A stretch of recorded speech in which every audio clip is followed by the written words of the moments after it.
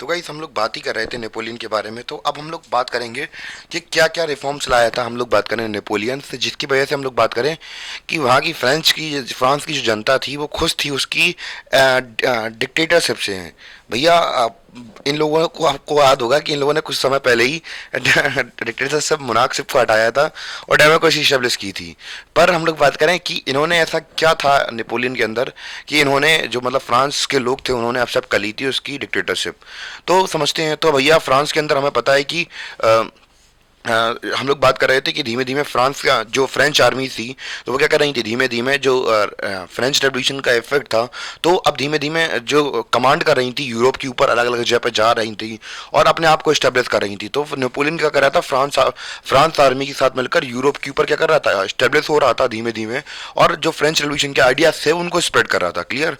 और हम लोग बात करें Napoleon set about the introducing many of the reforms that he had already introduced in France. तो भैया जो नेपोलियन था वो हमें पता आर्मी का पार्ट था, तो भैया वो धीमे धीमे जो रिफॉर्म्स थे वो कंट्री के अंदर लाता जा रहा था, जो कि मतलब फ्रेंच रेवोल्यूशन में जो भी रिफॉर्म्स वो अपनी कंट्री अपने मतलब कंट्री के ऊपर लाया था।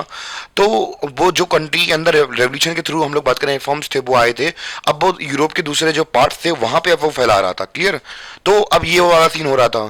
Through return to monarchy Napoleon had no doubt destroyed democracy. तो यहाँ पे अब नेपोलियन ने क्या किया, जब काफी हद तक चीजें सही हो गई उसके सामने, जब लोहा ज्यादा गर्म हो गया तो फिर नेपोलियन ने क्या कहा, उसने यही कहा कि भैया अब कुछ बचा ही नहीं है, कुछ हथौड़ा गर्म, वो लोहा गर्म है, टन सीना मार दो और गर्म कर लो लोहा अपना।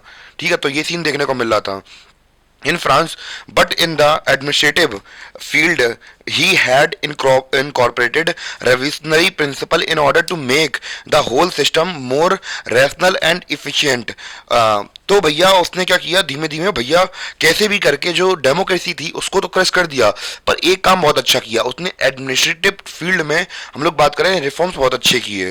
तो उसने ऐसा क्या किया कि भैया लोग उसकी डिक्टेटरशिप को फिर से, मतलब मोनार्कशिप को फिर से अप्लाई करवा लिया। यानी कि अपनी कंट्री के अंदर अभी कुछ सालों पहले ही हम लोग बात करें कि वहां की जनता ने मोनार्कशिप को हटाया था और कह रहे डेमोक्रेसी चाहिए। तो ऐसा क्या था, ऐसी ऐसी कौन सी चीज थी कि भैया जो नेपोलियन लेके आया जिससे कि उसने अपनी फिर से डेमोक्रेसी को हटाकर मोनार्कशिप को वहां पे स्टेब्लिश कर लिया। तो वो थे उसके एडमिनिस्ट्रेटिव रिफॉर्म्स। तो भैया अब लोग सोच रहे हैं भैया हटा तो दिए डेमोक्रेसी, पर हमारे पुरानी रूलर्स की तरह तो नहीं है कि भैया कि हमारे बारे में सोचते ही नहीं है। तो ये क्या लाया था, कुछ अच्छे अच्छे कोर्स लाया था। हम लोग बात करें कुछ अच्छे ऐसे नियम कायदे या कानून लाया था जिससे लोग गवर्न मतलब पूरी कंट्री को गवर्न करते थे। और ऐसा तो नहीं था कि भैया ये थैला में रख के ले आया अपना ये सारी चीजें। तो अब हम लोग बात करें कोड लेके आया था, इसके जो कानून थे उससे क्या कहा गया, सिविल कोड ऑफ 1804। क्या कहा गया, सिविल कोड ऑफ 1804।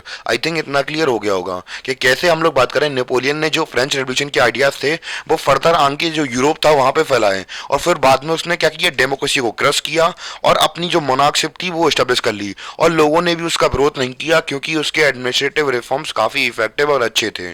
और वो कौन से कोड लेके आया था, ऐसे कौन से नियम लेके आया था, बुलाया था नेपोलियन, एक कोड लाया था।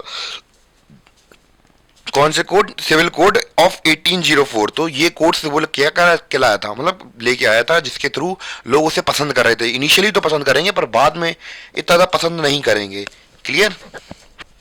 तो ये सीन चल रहा था वहां पे यूरोप के अंदर। क्लियर हो गया। तो अब थोड़ी बहुत वहां पे बात कर लेते हैं कि कैसे कैसे हम लोग बात करें नेपोलियन ने अपने आप को स्टेब्लिश किया। आई थिंक इतना हो गया होगा, आप लोग उतार लीजिए या स्क्रीन शॉट ले लीजिए, मैं इसको इरेज करने वाला हूँ।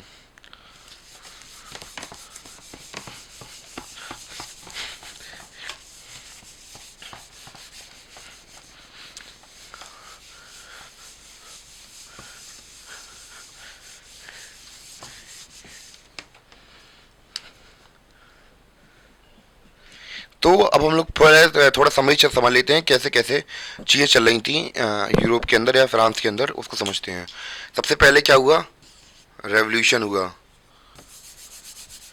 फ्रेंच रेवोल्यूशन हुआ हमारा। ठीक है। कब हुआ, 1789 में। तो भैया धीमे धीमे रिपब्लिक्स बनने लगे, काफ़ी सारी चीज़ें हुई पर ज़्यादा कुछ नहीं हो पाया, जोकोबिन क्लब्स बनने लगे।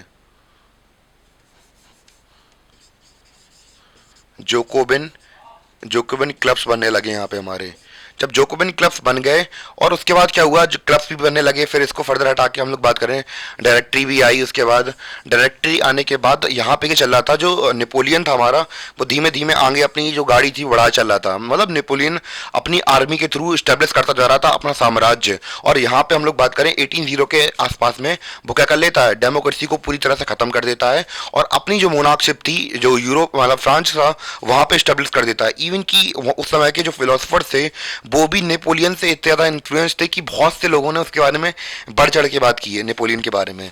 तो ये सीन चल रहा था कहाँ पे, यूरोप के अंदर।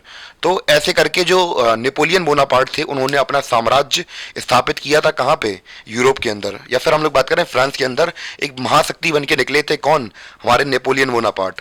आई थिंक इतना क्लियर हो गया होगा आप लोगों को।